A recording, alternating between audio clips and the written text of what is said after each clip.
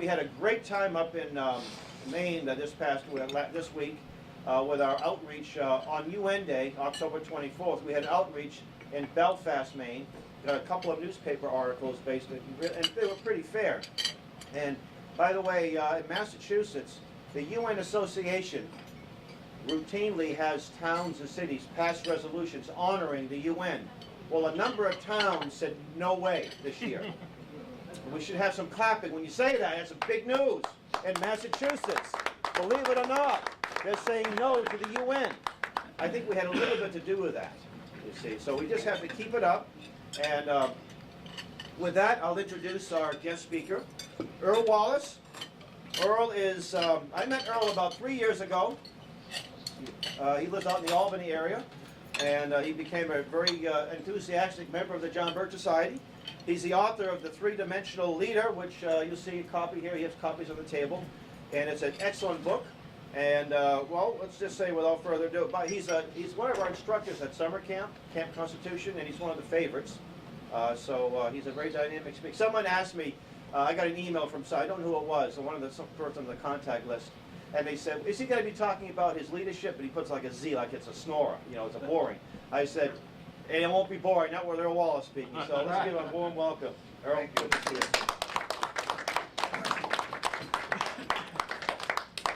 One of my unfortunate conditions, if you can tell by the length of the title, is I have a challenge being brief. Today we're going to talk about the three dimensions of leadership out of the book of Judges. Samuel being the last of Israel's judges. We were talking about Samuel at lunch. We're going to talk about the role of a judge was to tear down the high places. Now, I wrote a book called The Three-Dimensional Leader. Well, 3Ds, well, we'll get to it. You can see that.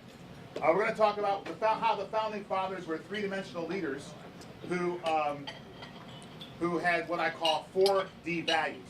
I teach a program called the Divine Decalogue for Dynamic Decency. It's the biblical basis behind the Bill of Rights. Then we're going to talk about what threatens the Divine Decalogue, what's undermining it in America. We're going to talk about the contemporary builders of Babel's high places, as I call them. And that's what we're going to talk about Mr. Welch's book, More Stately Mansions. Here's a copy of my book. And something else I want to talk to you about is how we participate in what I call the if-then proposition offered to us in 2 Chronicles 7:14, where God says, if my people are called by my name, will do 4 things, then God says he'll do 3. Along the way, I'm going to encourage you to go to my table, and for $2 or 3 for $5, you can get some of these colorful newsletters. This is a synopsis of the Divine Decalogue for Dynamic Decency, the biblical basis for the Bill of Rights. Some people are saying, well, what do I tell the pastor of my church? How do I help the pastor of my church understand the nexus between, or the connection between the U.S. Constitution and the Bible? It's all right here spelled out. It'll be on my slides as well. This is called Disparaging the Founding Fathers to Denigrate the Document that they wrote, which is the U.S. Constitution. For those of you who are into education, I've got a little piece here on phonics. Harry Potter. If Harry Potter doesn't pronounce the spell right, then he's going to shoot for one thing, and he's going to end up with a different outcome. Some Christians have contacted me and said, how dare you write about Harry Potter? I'm like, I'm not writing it for you. I'm writing it for the kids who read Harry Potter. This one is called Pastoring a Nation versus Paid to be Silent. It's sort of an expose or an attack, a subtle attack against the 501c3 scam that no founding father would expect a person to give up his or her First Amendment rights to talk about the Bible, or because you had a title of pastor. This is called The Politics of Providing for the Poor. They're both back in front. 350 words max are these things. You can read them in literally 2 minutes. And a lot of it is a shameful advertisement for me and my services. So there's not a lot to read, but they're very colorful. You throw them on somebody's desk, they won't ignore them. The Politics of Providing for the Poor. Why do so many people, good Christian people, vote for the party that is going to promote anti-biblical values and actually ban the Bible? Well, it's because that party says, I'm going to support the poor. Well, what does the Bible really say about supporting the poor? It'll surprise you. And this is one called, this is one I'm not going to be selling today, but this is called Vying with Vampires. It's, or the Vamployee Diaries, as I like to call them. And I do some organizational consulting, And if you've got challenges with your employees, we have a lot of fun talking about the employees. Anyway, today I'm going to talk about politics and religion. Politicians demand the power to determine morality, that we live in a certain way, and acquiesce to politically correct notions of right and wrong that forbid us adhering to our traditional values. Now, the Founding Fathers intended, should we turn these fans off? Can you hear me okay? All right, the Founding Fathers intended that Judeo-Christian principles would govern, would be the value system that guided the Republic of these United States of America. So my question today is, who's going to decide how we live? Will it be politics or will it be the Bible? There's a battle going on. Anti-biblical, anti-constitutional philosophies represent what I call contemporary high places. The role of a judge in the Old Testament was to tear down the high places. Worship God holy, so God will bless your nation. We're not going to get out of this under our own steam. We need the help of the Lord. So what are high places? They're systems of thought. They're philosophies that are designed to get people, the collective, only what is good for all, and who gets to determine that, as determined and managed by the state, extends love to us better than God does. That's really the battle that we're fighting. And 2 Corinthians 4 through 5 explains this battle. And what I'm trying to do today is use the weapons that are not weapons of this world. I'm hoping that we can get connected to divine power to demolish the strongholds, these philosophies, that are undermining our nation. Our challenges result from leaders who are ascribing with a religious fervor to anti-biblical, anti-constitutional philosophies that represent what I call contemporary high places of worship that deceive us into believing the state is going to love us better than God does. Now, today we're going to explore, how did politics get this bad? And what did our Founding Fathers intend? And what will restore our constitutional republic? Let me give you a little introduction to myself first. I used to be a high school English teacher. I never had fewer than 92% of my students passing Regents exams, as compared to statewide averages 50 to 75%. I became a veterans advocate. When I was a freshman in college, a little old lady walked up to me, and she was a veteran of the Korean War era, and her and her little prayer group said, well, God told us, Mr. Wallace, you're going to handle my case with the VA. Make a long story short, I did, and she won the largest retroactive settlement in VA history. I'm going to talk about that a little bit later. But the federal government had to pay her a check that spanned from 1954 to 1994. Anyway, and we look at what's happening with our veterans now. These people are going overseas and getting shot at, and we have to have all these new programs run by private citizens to help the veterans.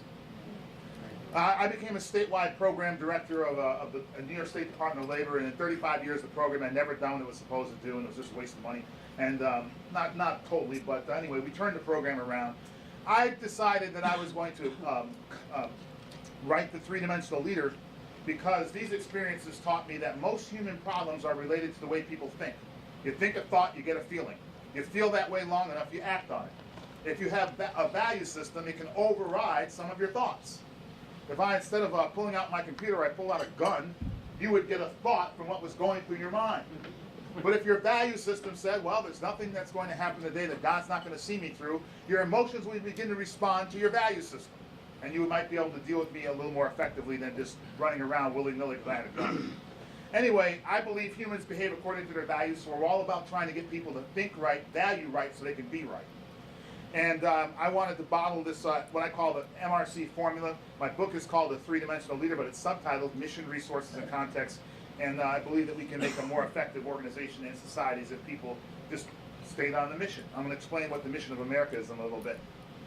So I also wanted to champion how every man, we the people are really the ones who rule America. We're the ones that make everything happen in America. Obama is wrong. Yes, we did build that. Let me unpack the three dimensions for you. Three-dimensional leaders keep a long-term focus on what I call the three MRCs. They see them as if in a prison simultaneously. You can't think about the mission you're trying to fulfill apart from the resources that are available to fulfill it.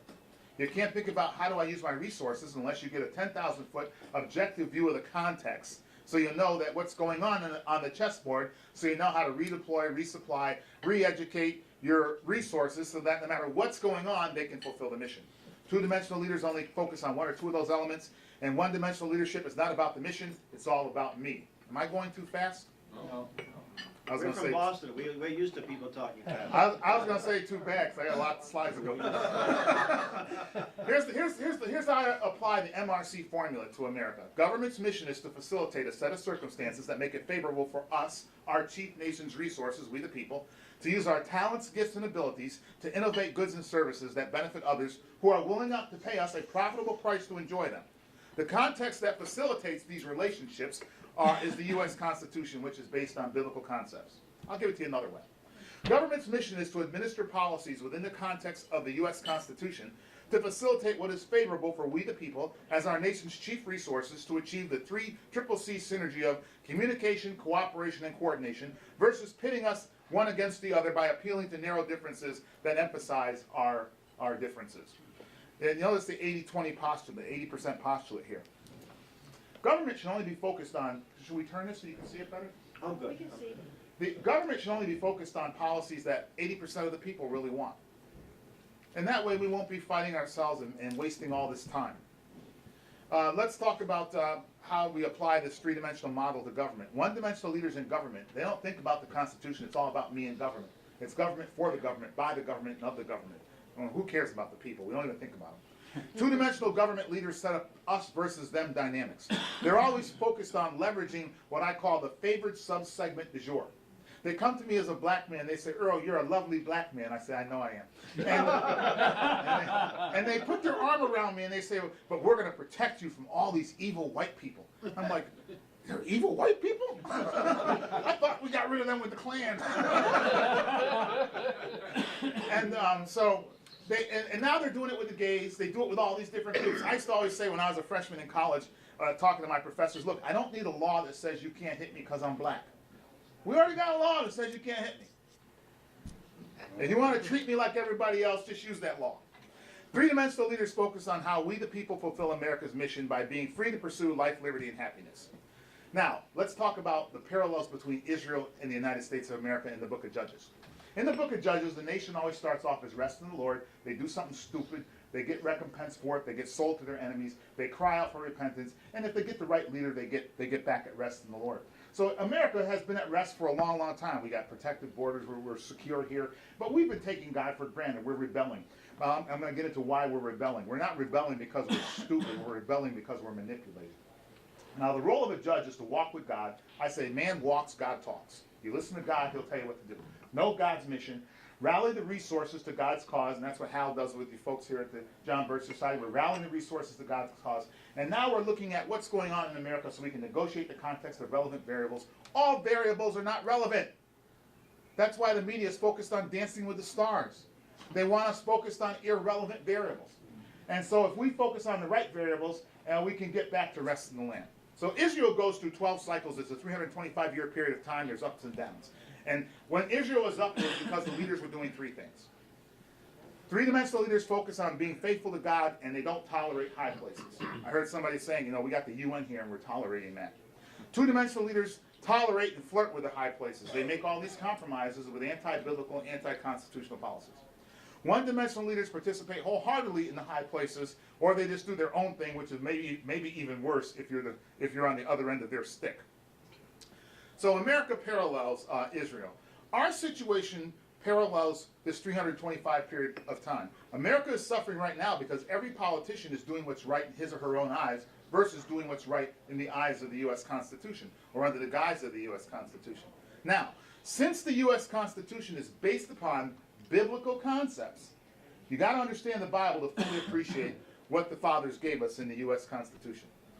Before I get there, though, let me talk about the three dimensions of leadership in the book of Judges. Samson is an example of a three-dimensional leader. He's suave. He's sophisticated. He's the kind of guy that could go to the high school after party on the other side of town, go there, tell some jokes, take the girls, and if you protested, he would crack a few heads. He's got great personal talent, skills and abilities, good work habits. He's got winning personality, strong personality, but he's a one-dimensional leader. Israel, the organization, does not benefit from any of his talents. He failed at the mission of personal holiness. He also couldn't get the work beyond what personally worked for him.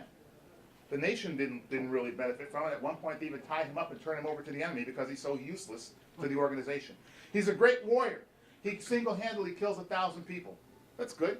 But he's a lousy leader. he cared little for the organization's mission. If he had rallied the resources to God's cause, imagine what damage they could have done to the enemy with somebody like Samson on the battlefield with a well-trained group of resources called an army around him. The organization did not benefit, grow, or develop or profit from his efforts. He married and gave secrets to one of the organization's enemies, and his downfall was from these self-inflicted wounds. Samson died like a suicide bomber. Two-dimensional leaders. They tend to understand the mission and they tend to talk it well.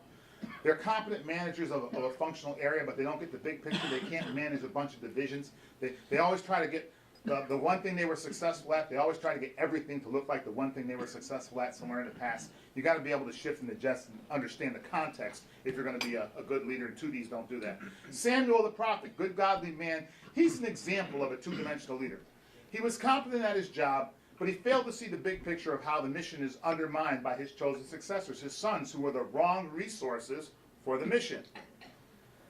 They can't coordinate and get multiple groups of people on the same page to follow through to achieve the mission by coordinating resources given this particular set of circumstances. They deploy the same strategy and style no matter what. It's like us. We keep working at this political thing and working at this political thing, but we're not getting the outcome we want.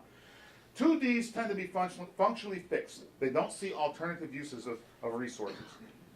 Three-dimensional leaders, by contrast, keep a long-term focus on the MRCs. They know the mission that matters most, and they focus on it. And even in a crisis, they always make every decision that takes the organization as closely as possible to the direction that they planned to follow in the first place, providing they were on the right mission and had the right strategy to fulfill that mission. They effectively rally resources and they conscientiously deploy them. It's not about how I want the resources to be used. I have to use the resources to make the program and the project successful. They negotiate the context of relevant circumstances and variables that impact our resources as to how resources should be deployed to fulfill the mission. Deborah in the Bible is an example of a three-dimensional leader. She can't go fight a war, but she does. She's tasked to lead one. She understands God's mission and she rallies the resources to it. She knows there are 2 or 3 good ways to do anything. So when Barak says, I'm not going unless you go with me, she doesn't micromanage him. A one-dimensional leader would have said, okay, I'm here now. I'm the man. I'm the woe man. We're going to do the war my way. No, she goes and she empowers the general to do his thing, and she does her thing. As long as his thing is the mission thing, it's okay. And you all know the story. Barak says, well, Deborah says, well, if I do that, a woman's going to get the credit. And if you're shooting at me, I don't care if you're blue, green, red, pink. I don't care what your sex is. Fire your gun downrange and let's win this thing together and get me off the battlefield alive. And that's what Barak did. So America needs to be led according to its mission-focused values, which are really embedded in the Declaration of Independence. We hold these truths to be self-evident, that all men are created equal, that they are endowed by their Creator with certain inalienable rights, to be on. That among these are life, liberty, and the pursuit of happiness, and that to secure these rights, governments are instituted among men. Where do our rights come from? And why does government exist? To protect those rights. So government is supposed to be cooperating with what God does. God gives us these biblical rights. Well, what were the founding fathers thinking? Abraham, not really a founding father, but he was kind of standing on their shoulders. He said that America is a government of the people, by the people, and for the people. This phrase, however, did not originate with a politician. It was first used in the 1382 publication of the Wycliffe Bible. John Wycliffe wrote in the introduction, the Bible is for the government of the people, by the people, and for the people. The Bible and the U.S. Constitution are so intertwined that we swear upon one that we will uphold the other. Why did the founding fathers give us that tradition? George Washington added to his first oath of office, so help me God, and he kissed the Bible. And he wasn't just making a perfunctory statement. He was really saying, this is a new nation. God, we are going to need your help. Help me. Otherwise, left to my own devices, I'm going to end up doing the wrong thing. George Washington said in his farewell declaration, 1796, reason and experience. Everything I think about and everything I've done forbid us to expect that the national morality can prevail in exclusion of religious principle. What the question we should ask is, why are they so focused on national morality? And what does that have to do with us living as free people? John Adams said, our democratic republic will thrive as long as citizens obey the Bible. John Adams wrote in 1798, our Constitution is designed only for a moral and religious people. It is wholly inadequate for any other. James Madison said this, we have staked the whole future of American civilization, not on the power of government. Far from it. We have staked the future of all our political institutions upon the capacity of each and all of us to govern ourselves, to control ourselves, to sustain ourselves according to the 10 commandments of God. You know, I can't make enough laws to keep you from hurting people if you want to be bad. You know, if we're free and you want to be evil and hurt people, I can't make enough laws to stop that. So they gave us this system of freedom, but they expected us to self-govern under the 10 commandments so it could work. Now, the Founding Fathers intended that we would self-govern under the 10 commandments. Why? Because they realized that through the 10 commandments, God was securing your inalienable rights. They realized that through the 10 commandments, God is saying you have a right not to be murdered. You have a right not to be stolen from. You have a right to worship God the way I say in the Bible to worship me, says God. You have a right to have an honorable family. That includes parental and inheritance rights. You have a right to protect yourself from being sexually molested. You have a right not to be stolen from, your property not to be improperly seized. You have a right for somebody not to come along and seize you and lie about you in a court of law. And they embedded these rights in the U.S. Constitution. Commandment number 10, you have a right for people not to covet, for other people not to covet your people, your possessions, or your position. Here's the Bill of Rights, and beside them are the parallel 10 commandments. In Bill of Rights number 1, we are given the freedom of religion, the freedom of speech, the freedom of press, and the freedom to petition the government. Why did they wrap those rights all together? Why did they put them under one amendment? Why not separate them? Because the Founding Fathers literally were saying, you have the right for free speech. And what do we want you to talk about? I'm sorry, you have the right to religion, freedom of religion. And what do we want you to talk about? We want you to talk about religion. In the Old Testament, in Deuteronomy, and in Exodus, and in Leviticus and Numbers, God says, take my commandments, tack them up on the street posts, put them on your doorposts. If these things aren't public, we're in big trouble. I have an organization called the New York Family Policy Council. We're trying to raise money right now. We're going to start taking out billboards that say, be pro-life. Your mom was. Yeah. Do not murder. Do not steal, even by a majority vote of both houses of Congress. Do you know that there's a professor named Dan Ariely, and he's done these studies, that even atheists, they do studies on cheating and lying, and who does what, and when do people do it. And even atheists, he says, who cannot recall any but maybe 1 to 2 or 3 of the 10 commandments, will limit their stealing, lying, and cheating for up to 2 weeks if you just merely ask them the question, what do you know about the 10 commandments? It's a huge deterrent. And what we need to do as Bible-believing people, we need to reclaim our Constitution. We can't reclaim the Constitution because the foundation is the Bible. We've got to get people to understand what the Bible says. And I'm expecting to be attacked severely over this. So we're going to need your prayer and your support. But we've got to start posting these things up where people can see them. And there's a lot of businesses out of business. There's some billboards that are available. So why did the Founding Fathers wrap all these commandments, these freedoms in one amendment? You have the freedom of religion. What do we want you to talk about? Religion. What do we want you to write about? Press. Religion. And what do we want you to redress the government about? When it strays from religion. If it strays from these commandments, get government back on track. And the First Amendment is the Founding Fathers' way of securing that we can worship God the way God says to worship Him in Commandments 1 through 4. Bill of Rights number 2. You have the right to protect yourself from being murdered or becoming the victim of Commandment number 6. Conditions for quartering sorters. God is saying in the 10 Commandments, they realize, well, Commandment number 8 says they can't steal your home or violate your personal space by soldiers barging in to stay in your house, eat your food, take your possessions, and God knows do what else with your family. So we're going to protect that. You have the right for the government not to be able to seize your possessions without sufficient cause or evidence of a crime. So they protected that in Amendment number 4. Commandment numbers 8 through 10, again, stealing, lying, slandering, and coveting. They're protected in the Bill of Rights. Number 5, you have a right to a speedy trial. In number 6, the government can't indefinitely detain you without cause. And it's got to be a public experience. The government can't be sneaking around at night trying to entrap you or drag you away. So the Founding Fathers they secured our 10 Commandment rights in the Bill of Rights. Rule of construction. Bill of Rights number 9. You can't make an amendment that violates any other right. That's like we say, God is not going to violate himself. He's not going to make a Bible verse that violates another Bible verse. You may not understand the Bible verse, so you think that's what's happening, but that's not what's happening. And Bill of Rights number 10, Amendment 10, you have the states and people have rights not expressly given to the government. You guys all know this. Who is who are the Bill of Rights written to? Who does it address? Government. Congress. Right? The Bill of Rights says, people, Paul, Jane, go live your life. Just stay within these parameters. Government, you leave Paul and Jane alone. Government, you shall not do this. Government, you shall not do that. I teach the Ten Commandments in what I call positive paraphrases. That's why I call it the Divine Decalogue for Dynamic Decency. Commandment number 6, mercy mitigates murder. Commandment number 7, if you date right, you make right. Because people don't want to hear the thou shalt not anyway. And what's that tell you? Thou shalt not.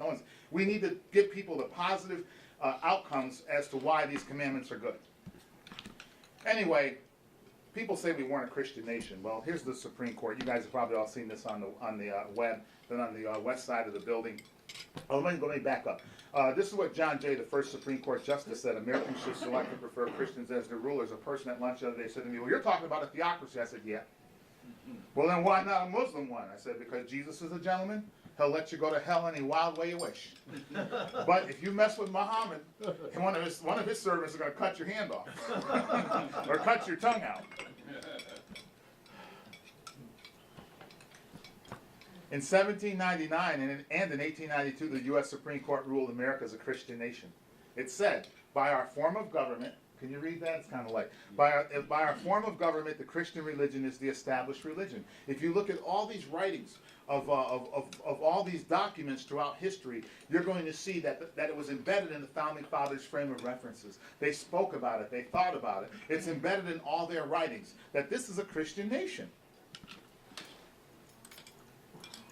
You look at the last 3 lines of this. Add a volume of unofficial declarations. All the things that they studied is a volume of unofficial declarations to the mass of organic utterances that this is a Christian nation. The Supreme Court said that. Probably because there were people saying, no, we're not a Christian nation.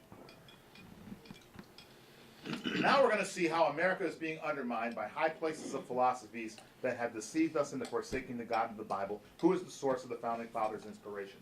We're going to get into a little bit about stately, they offer us more stately mansions. The people we're going to talk about now in the processes, these are the people who represent the contemporary manifestations of the world forces of darkness in high places. Yes, they worship Satan. They are doing the devil's work. And they are coming as angels of light, pretending to be nice people as they do so. What's the New World Order? Oh, in 1776, the world embarked on 2 separate agendas. On July 4th, 1776, America declared independence, setting the state for George Washington to become the father of a new nation founded on biblical morality. On May 1st, 1776, some scholars say May 2nd, the brilliant but degenerate Adam Weishaupt founded the Illuminati in Bavaria with a goal of immorality as a stepping stone to enslave the world. And they do so through this wonderful thing called the New World Order. What is that? Well, it's the goal of a group of people who feel elite and entitled to rule the world through an authoritarian one-world government in place of current sovereign nations. They believe it is their destiny to sit on top of the pyramid as the culmination of the world's social evolutionary progression. If I take out a gun and can shoot you first, I just proved that I'm evolutionary more evolved than you. See how evil and stupid that is? This cabal works untiringly to align politics and finances with their agenda through many front organizations, such as these numerous not-for-profit foundations and non-government organizations. Non-government. Why do they have the word government in there? I used to always ask that. They have been established in recent years, which coordinate in a network in an ongoing process to achieve total control in world domination. Come on, the little pathetic countries of the Union, which represents the chaotic states of the world, is no match for we the people, the United States of America. So they got to undermine us. How do they do it? Well, this is the content. I could go back and we could talk about systems. We could talk about this. Goes back to the Tower of Babel, which I will talk about eventually. But I'm just going to do what I call the contemporary modern day manifestations of this stuff. Founded in Bavaria on May 1st, the brilliant. This is what Adam Weishaupt did. He started this organization called the Illuminati, which means enlightened ones. They played a major role in the French Revolution before going underground in 1795. They emerged partially in 1848 as the League of the Just, which became the United Nations, but hired Karl Marx to write the Communist Manifesto. And here's our man right here, undermining all we can be. Here are the 10 precepts of Illuminism. He wanted happiness for all humans, reason above religious superstition, an abolition of national differences. Isn't that a nice way to say I want to overthrow all the governments of the world? Unrepressed sensual pleasure as a stepping stone to enlightenment. That means sex with children, dogs, pigs, goats, calves, whatever. Evil for the good of the order is good. Loyal society members spy on each other. We were talking about all the spying that goes on in these communist nations. Keep secret all orders of the activities. We should never join anything that's secret. Confess all doubts about the order. Understand how to manipulate humans, and all property is subject to the order. Sounds like communism, doesn't it? It's a wonderful, brave new world. And here's what they hired Karl Marx to come up with. That was a little too severe. They got themselves into trouble by stating all that stuff. So they said, let's try to make it a little bit more appealing to the contemporary mindset. So they have here's the 10 points of the Communist Manifesto. I mean the communist 10 points of communism, and it's really all summed up right here. The state owns all. Abolition of private property. Well, how are you going to take my property? Well, first of all, we're going to tax the life out of you. We're going to have a heavy graduated income tax. We're going to abolish all inheritance. We're going to confiscate all private property. We're going to centralize the credit and banking system. Go Google, the empty ATM was at Argentina. State-owned communications and transportation. They were trying to wag the dog with the tail with this whole thing about the Libya scandal because they said, oh, it's somebody did something on the internet. So that was their way to try to crash the internet, but it isn't working so far, but they're not done with us yet. The state-owned factories and production. My book talks about how in 1982 we loaned Chrysler $1.2 billion. We never took over the company. We didn't own it. All pay rates equalized. That sounds like wonderful communism, right? Unionism. Population distributed equally between rural and urban environments. That's Agenda 21. And they want to federalize education, which they've already done, which is why our kids can't learn a blessed thing. Now, remember I said that the Illuminati became the League of the Just, became the UN. Look at the UN's 9 committees. The UNICEF Children's Fund, we're going to control education. The UN Human Rights Council, we're going to take all your property. We're going to control all your rights. The UN Environmental Program, if I can control the environment, I can control how you make a living or how you can't make a living. The UN International Monetary Fund, that's the whole world. We're going to own everything. The UN Health Organization, if I can control healthcare, I'll determine who lives, who dies. I'm playing God. The UN Food Program, if I can control what you can eat, I'll determine who's going to live, who's going to die. You know why Americans and Western nations win wars? It's because we don't abuse our women too much.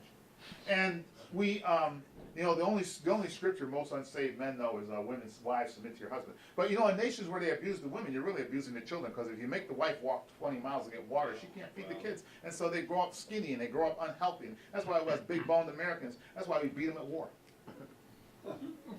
The UN Population Fund. UN Population Fund? The UN High Commission for Human Rights. It wasn't bad that they have the human rights. They have to have a high commission. That must be the elite people that are going to survive when they put us all in a Napolitano FEMA camp or something. The UN International Labor Organization. Oh, doesn't it all sound wonderful, though? We're going to be one big happy family. I'm happy.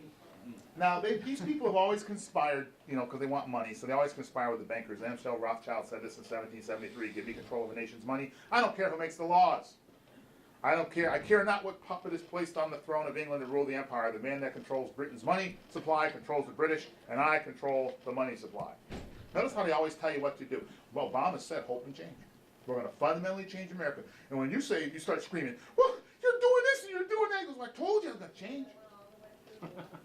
They always tell you what they're going to do. We just think they don't mean what they say they mean. So in 1784, the Illuminati attempted a coup against the Habsburgs. This plot was revealed by police spies who infiltrated the order. This led to an edict in 1784. Anyway, they're going to ban all these guys, get them out of Bavaria. But the other heads of Europe realized these people are bad news, so they decided to go after them too. And this guy has to go underground in March of 1785, or February 1785. And in March, they outlaw him altogether. And they find this book called The Proofs of Conspiracy, and they ban all secret societies throughout Europe. But it's Napoleon who really went after him. Napoleon wanted to be the king of the world, not these guys. He didn't want these guys, and he had a big army, so he goes after the Freemasons and other secret societies, the Knights Templar. He goes after all that stuff, and he really drives them underground. And people say, well, they could not probably have survived after Napoleon was done with them. Other historians, however, believe there is evidence the Illuminati continue to thrive and influence the world even today. We know them as proponents of the New World Order. Let's see what David Rockefeller says.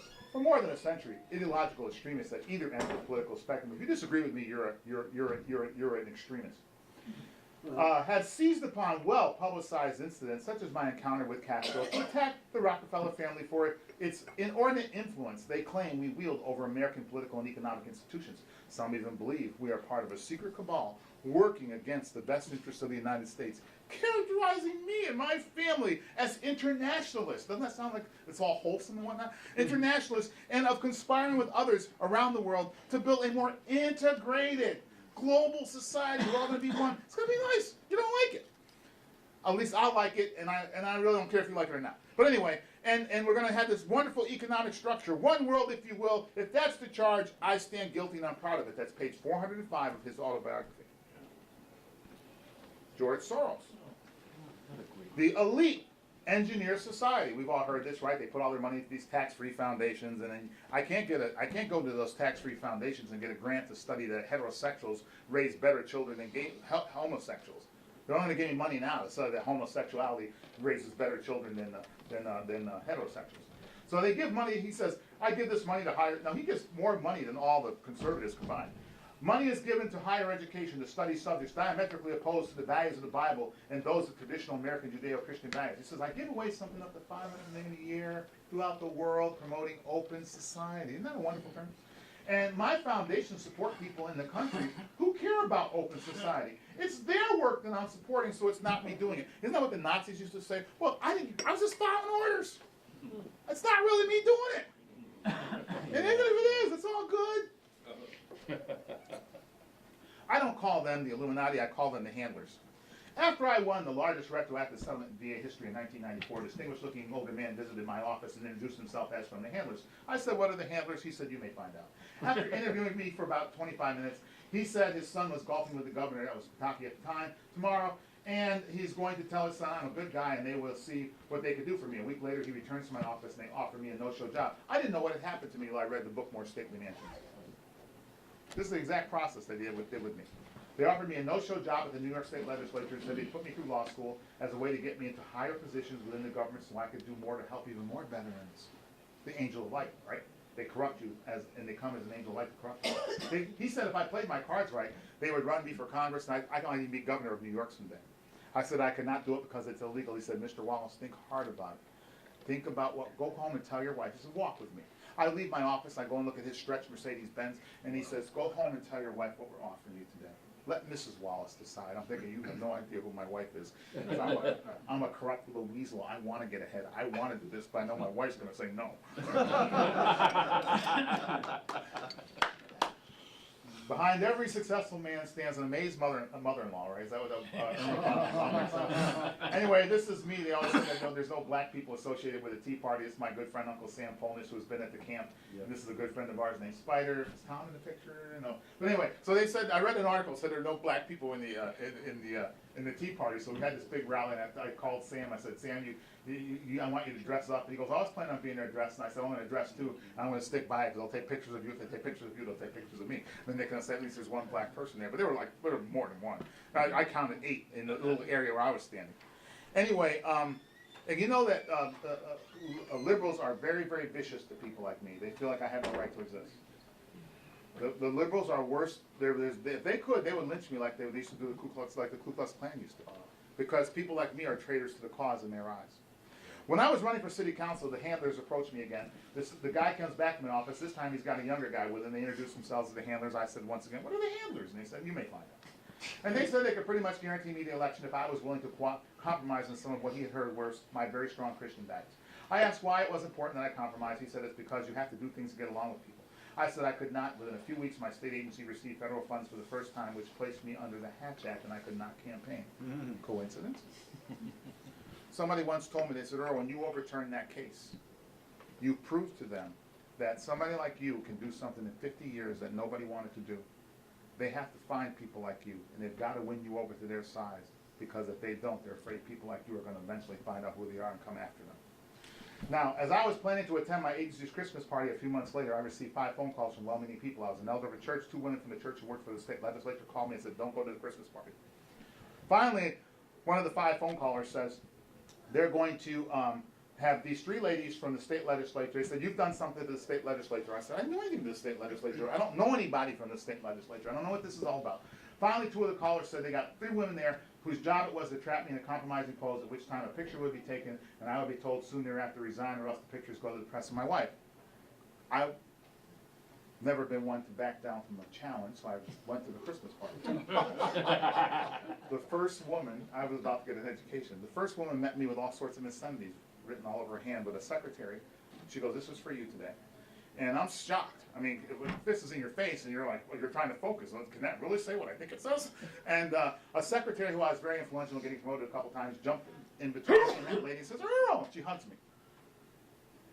And another secretary gets behind her, and my friend Jeffrey K., the fifth phone caller, he's 6'5" tall. He reaches around and gets between me and the woman. He pushes me against the wall, sits me down. There's 3 or 4 chairs on either side. My friends come and sit on either side of me. The table's out here. Jeffrey's on the other side of the table. I start to stand up, and Jeffrey K., about 6'5", reaches over the table and says, Earl, I will have a fist fight with you here today. I told you not to come here. You have no idea who you're dealing with, and now I've got to get you out of here in one piece. Don't move. Him and some other people got us all what we wanted to eat, and he sits down across from me and he explains the whole thing. He says, you met bimbo number 1, and he points out bimbo number 2, and he points out bimbo number 3. But significantly, bimbo number 2 was dressed the way my wife was dressed when she came to the office to be introduced to the office, and she was about the same size. And I thought, these people are trying to punch my ticket. And they call themselves the handlers.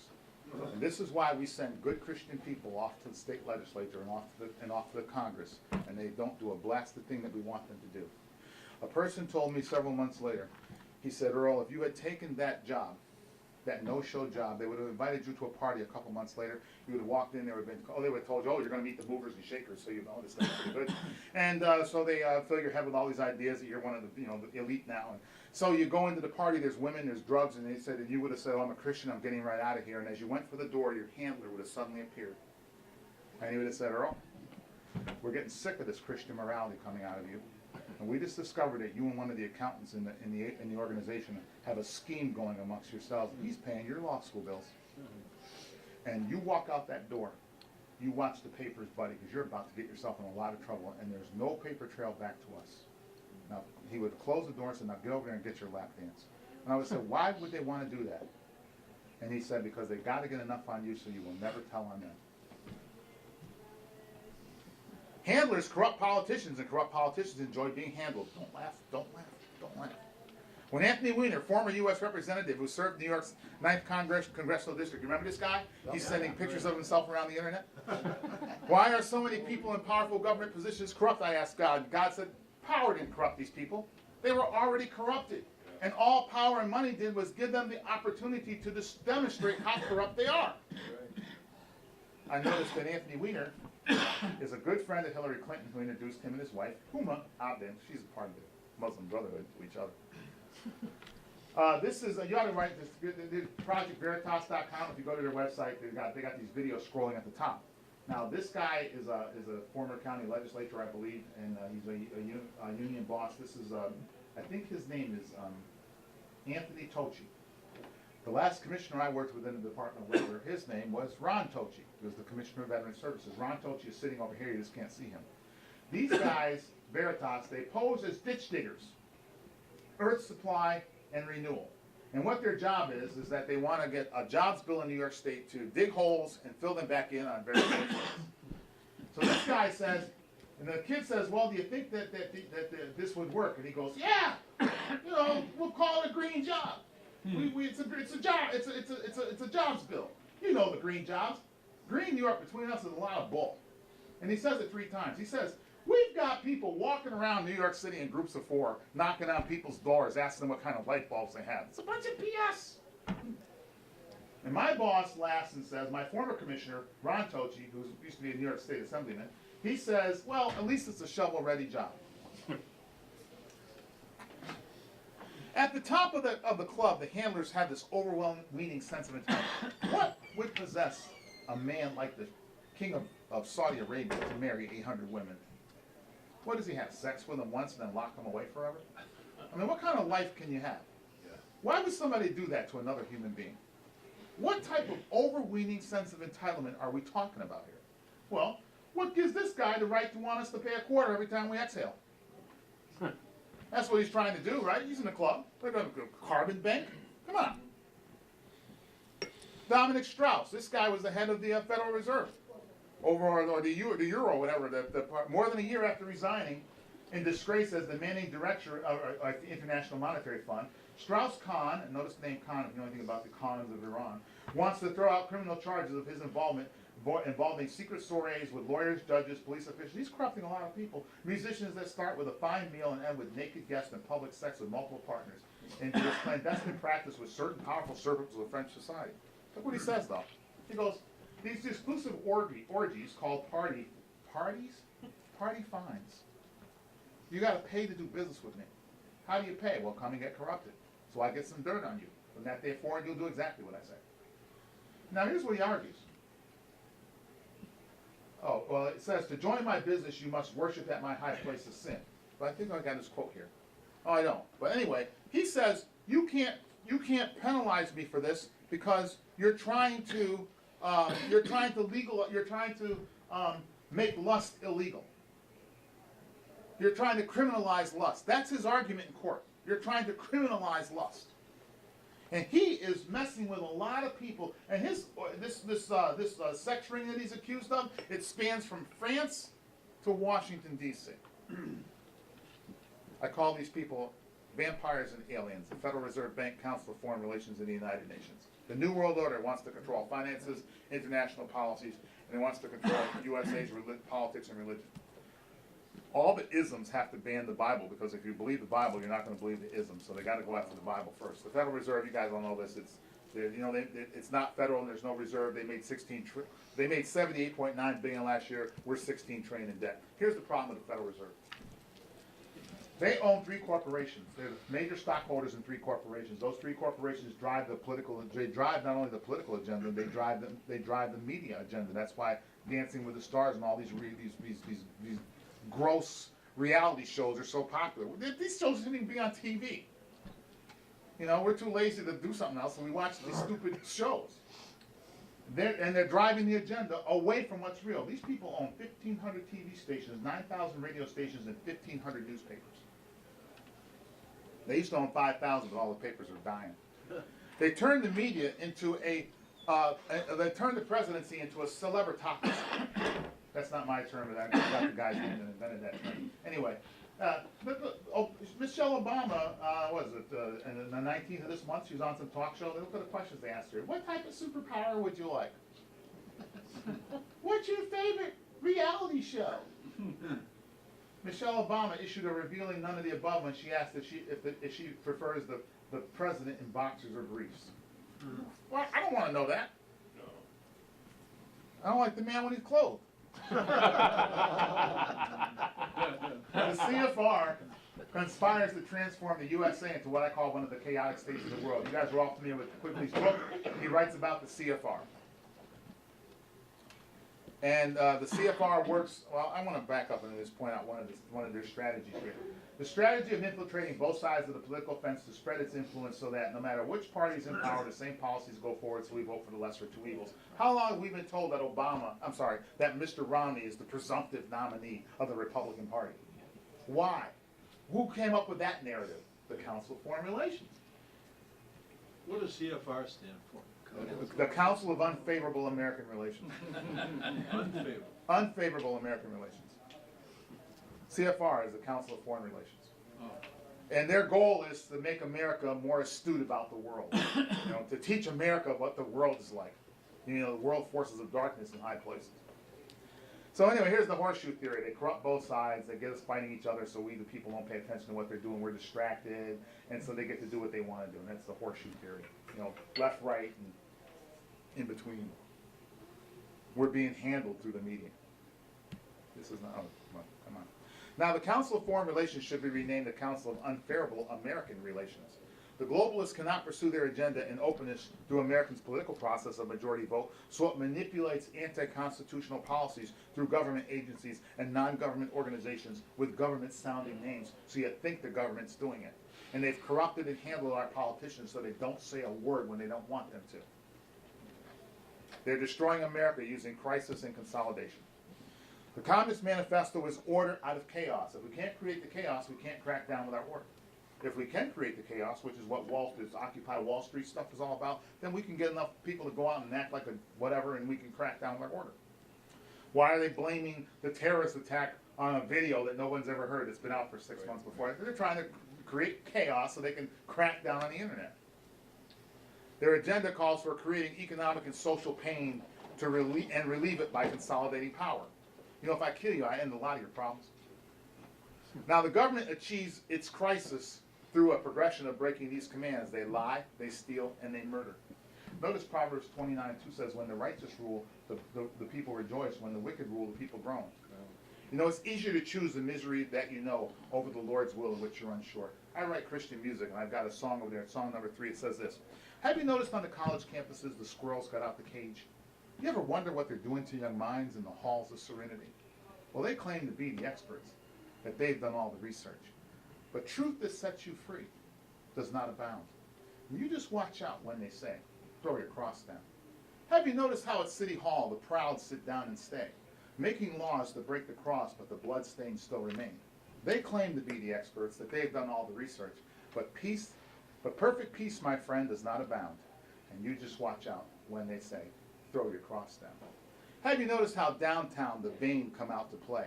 Enticing hearts, gay little songbirds chime as they flirt the hours away.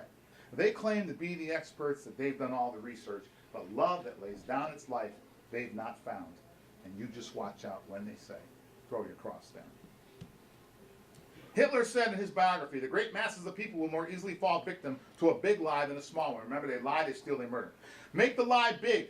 Make it simple. Keep saying it, and eventually they will believe it. Government lies about 3 things: our origins, our sexuality, and our economics. If I can lie about your origins, I destroy your sense of dignity and purpose. They lie about our origins. How do they do that? They use the public school, which is the state church, financed or protected by the high priest in the Civil Liberties Union. Are you aware of the propaganda? You know, banning the Bible is an act of lying. It deceives us by denying us access to the truth. It changes what our worldview of humans are, our relationship to the world, our place in the universe. This perspective guides and shapes our perceptions, our origins, our people who don't believe in God are very prone to hurt other people. Political correctness bullies us into silence by denying our First Amendment rights to speak our mind and to speak truth. Political correctness enables self-serving extremists to represent and control our communities unopposed by alternative views. They lie about our Judeo-Christian heritage. They say, we weren't a Christian nation. I say, well, just go to the local cemetery. You're going to see any Buddhist wheels of righteousness on those gravestones. Right? Hey, how come when you stub your toe, you don't go, oh, Buddha?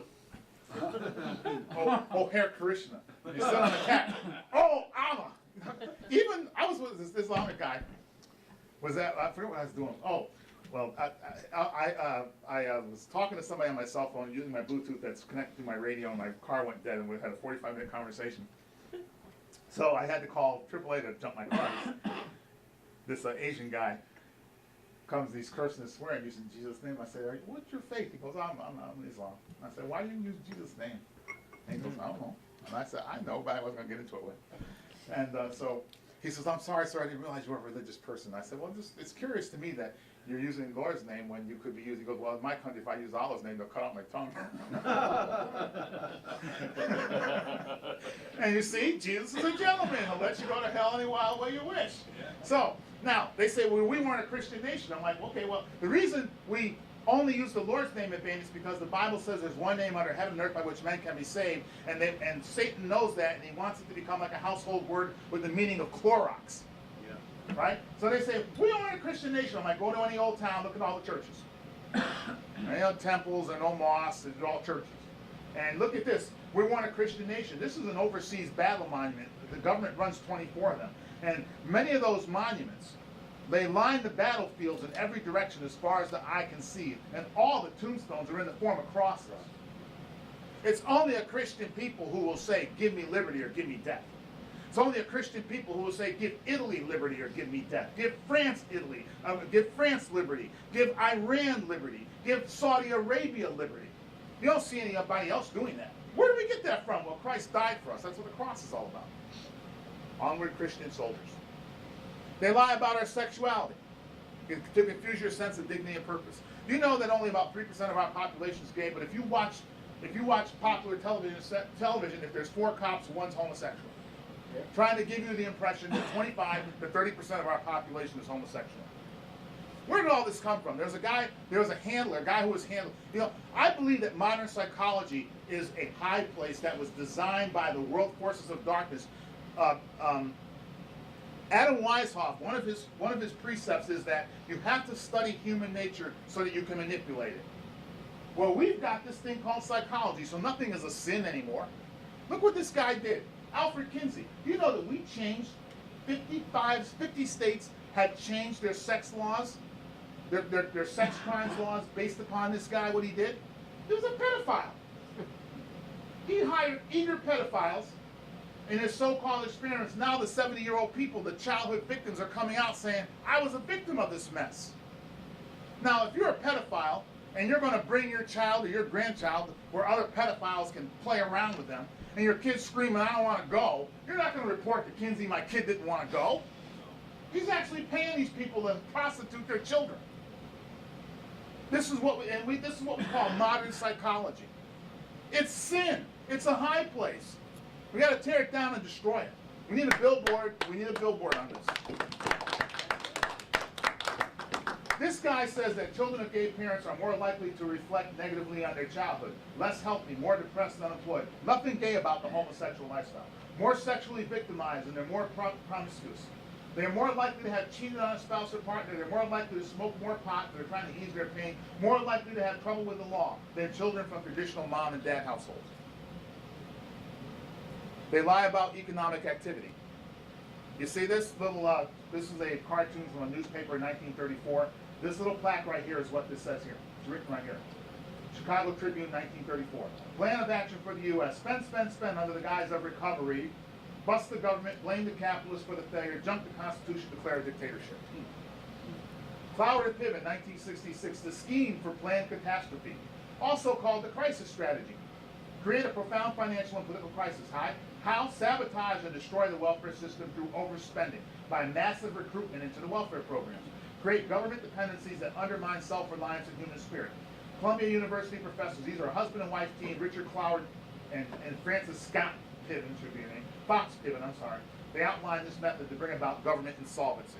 So in 1972, Saul Alinsky picks up on this, and he writes his book, Rules for Radicals, and he says, let's use the rules of the Judeo-Christian value system to discredit it by making impossible demands based on its values of caring to inflate the liberal social contract. There's an angel of light for you. That's an angel of death coming as an angel of light. Satan comes as an angel of light. The devil can quote scripture too. I'm getting my signs here. And Saul Alinsky, look who he dedicates his book to. Lest we forget, and it means at least an over-his-shoulder acknowledgement to the very first radical from all legends, mythology, and history, the very first radical known to man who rebelled against the establishment and did it so effectively that at least won his own kingdom, Lucifer. People are worshiping Satan. Satan hates people. He hates what God loves. They steal from us too by undermining fair trade, by undermining our access to resources. NAFTA didn't create any middle class anyplace else. It just took stuff from us, caused our manufacturing to collapse, while removing the tariffs on foreign goods that are made less well than what we were buying in the first place. Our country did not collapse. It was engineered to collapse through our politicians being handled by these evil people. And now they're coming at us through Agenda 21 to limit our access to resources. And then now they got this healthcare thing to increase our taxes. Government's murder. They lie, they steal, they murder. Mercy mitigates murder. Government's not going to show you any mercy. They're going to promise you things. They're going to go broke, and then they're going to kill you when they can't afford to do all the things that they said. Here's the progression: socialism. We say, government says I'm going to give you things. And you want the things, so you vote. So you get socialism. Then you vote for largest. The government controls more things. That's fascism. Government becomes communistic. They micromanage the economy. They steal your assets. And then you say, well, I'm tired of this. The government says, oh, well, you're going to earn your keep, buddy. You're going to a FEMA work camp. And when you say no, they become totalitarian. They play God and they kill you. Do you know that if a treaty is negotiated by the U.S. State Department, it's subject to the supremacy clause of the U.S. Constitution? That means it's binding on all counties, states, and local governments. International treaties are a backdoor tactic to require us to consent constitutional amendment. It would require a constitutional amendment to undo it. That's why they're focused on these UN treaties. They probably signed some treaty to get the UN to come in and monitor our elections. Totalitarians always come as an angel of light and they kill you. Okay, this is Andy. I can't think of his last name. Andy Andrews' book. How do you kill 11 million people? You lie to them.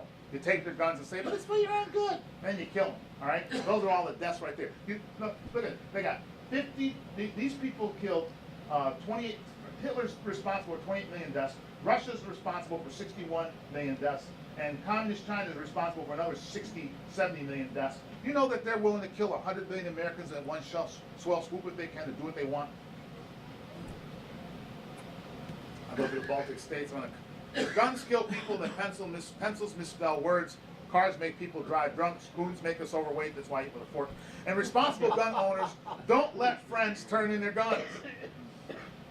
They create chaos so global government control is needed. That's why they want to have these huge problems. Agenda 21, the world is going to die, the ecology is going to collapse, we need a world government to solve it. Global warming mythology, the international monetary crisis is manufactured, the international terrorism, the UN doesn't stop it, but they're going to have this world government saying it does.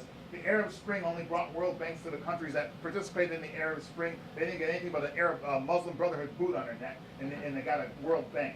Why'd they go after Gaddafi? He's been a bad guy forever. He started printing his own money. That's why the world bankers went after him. Government-initiated energy crisis. They're making all these problems so big that only a world totalitarian system can solve it. And what happened, what went wrong? We took our eyes off God. You know what? How do we do that? They do it through Hollywood. When wealthy and influential people in Hollywood break the Ten Commandments, they go on TV shows called Oprah, Ricky Lake, whatever, and everybody applauds them for coming on the show and being such a hero and explaining to us why all your children had to go to the Betty Ford clinic. But when common people break the Ten Commandments, they go on TV shows called Cops, and these are the real tales of the highway patrol. And what you going to do when they come for you, bad girl? All functional relationships are relationships in which the behaviors of the partners conform to the Ten Commandments. All dysfunctional relationships are relationships in which the behaviors of the partners are breaking the Ten Commandments, or at least one of them. Where are we in America today? They say nations go from abundance, complacency, apathy, dependency, and bondage. Remember I showed you the cycles in the book of Judges? This is the Gideon cycle. Peace in the land. Bondage, they do bad things, they get sold into bondage. So bondage causes people to cry, "Oh, why is this happening to me?" Well, if you cry and seek, you'll find biblical faith. You find biblical faith, you find courage. Courage will compel us to fight. Salvation is found in knowing the God of the Bible. Here's the if-then proposition, 2 Chronicles 7:14. If my people who are called by my name will humble themselves and pray and seek my face and turn from their wicked ways, then will I hear from heaven, will forgive their sin, and will heal their land. That plus nothing is going to save us. I do think we have to do some responsible action. So here's the four things. Humble yourself, pray, seek God's face, turn from your wicked ways. That's why I teach the Ten Commandments. You know what to turn from. You know what to turn towards. If we do our part, God says, I'll do my part. I'll hear from heaven. I'll forgive your sin. I'll heal your land. We must call upon God appropriately for him to hear. What is our part? Matthew 6:19-13. God told us we should pray, let your kingdom, your will be done on earth as it is in heaven. God doesn't want us to be free spiritually and not to be free physically. He wants us to be free. The founding fathers realized that. If we do our part, John 3:16, for God so loved the world that he gave his only begotten Son, that whosoever believes in him should not perish but have everlasting life. Receive that. Do your part. God says he'll do his part, which is to forgive your sin. Confess means to agree with God. Yes, we've done some things wrong. We're acknowledging that. Let's confess and get right with God. And he says in John 10:9-10, if you confess with your mouth Jesus is Lord and believe in your heart that God raised him from the dead, you will be saved. For it is with your heart that you believe and are justified, and it is with your mouth that you confess and are saved. So you did that? You know, the Bible is the biblical basis for capitalism. The parable of the talents teach us that. The people that make the most money with their talents win. It's not a greed thing, it's a responsibility thing. We look at these win-win concepts. Beatitudes, turn the other cheek, love your neighbor as you love yourself, do unto others. Those things give us the win-win concepts of capitalism. What is so horrible about Christmas? Tell me, what is so horrible about peace on earth and goodwill to men? That's what I want to put on a billboard. What is so horrible about peace on earth and goodwill to men about Christmas that you want to ban Christmas? Here's our solution. 4 activities to actuate America. Get back to biblical basics. You walk with God. Know and do and be what the founding fathers know, do, and did. Send political teams with 4D constitutional values, the Divine Decalogue for Dynamic Decencies, to Washington. We can't send lone politicians. We've got to send missionary teams of politicians. That's why I'm trying to start a church. Establish a legal defense fund and consortiums. It's not a legal defense, it's an offensive fund. We got to start going after these people. Be your brother's keeper. Be willing to stand, because united we will fall. What can I do specifically? Chris and I talked about this yesterday or 2 days ago. Vote. Exercise your voting rights, but only vote for people who exercise biblical values. Encourage your pastor with this information. Go get those newsletters I was telling you about. Drop them on his desk. Participate in the process. Get back in the game. Join politically astute organizations like the John Birch Society. Speak out. I'm trying to give you all kinds of information so you can speak out. And give God glory. Don't cave in and give Caesar's what is God's. Our First Amendment rights include the Bible and politics. Every Sunday, therefore, should be a pulpit freedom Sunday. If you're a politician and you've been handled, I already told you that, so I'm not going to go through it. If you're a politician and you've been handled, follow these 5 R's. Recognize what's corrupting you. Repent, turn from evil. Restore your relationship with God. Reestablish God relationships and fellowship. Means go to church, find good Bible-believing people like Hal to hang out with, and get your act together. And remain committed to the process, to God. How do biblical nations fall? Nations fall because leaders put the nations onto paths that God must judge. You go ahead and vote for gay marriage. And all you're doing is putting us on a path that God's got to judge. Psalm 33:12 says, declares that blessed is the nation whose God is the Lord. Proverbs 29:2 again, when the righteous rule, the people rejoice. When the wicked rule, the people groan. Psalm 33:12 declares again, blessed is the nation. Oh, I did that. All right, I'm going to end with this. To stand, God must make us more than nice guys who've got no guts. Look at this. Jesus paid taxes in Matthew 17:20. Remember, he got the fish, paid his taxes. And John the Baptist expected government leaders to obey biblical concepts. And 3 Gospels, Matthew, Mark, and Luke, record that he got in Herod's face about that. Now, if Herod had listened, Herod would have not only saved his own soul, but probably hundreds of thousands of lives that Herod killed would have been spared as well. John wanted Herod to repent. These are examples for us to follow. And I think that God gave us a process through the biblical basis of the Bill of Rights, or through the Bill of Rights, so that we can exercise our Second Amendment rights if we need to, so that we do not have to kowtow to what's happening to us. I ain't going to a FEMA camp. I'm going to cling to my religion and my guns. Our mission is a constitutional government and financial and educational system. Our vision is, how great will America be when we achieve that? And we're going to achieve it by pursuing the values of the 10 Commandments. And all God's people said. Amen. Amen.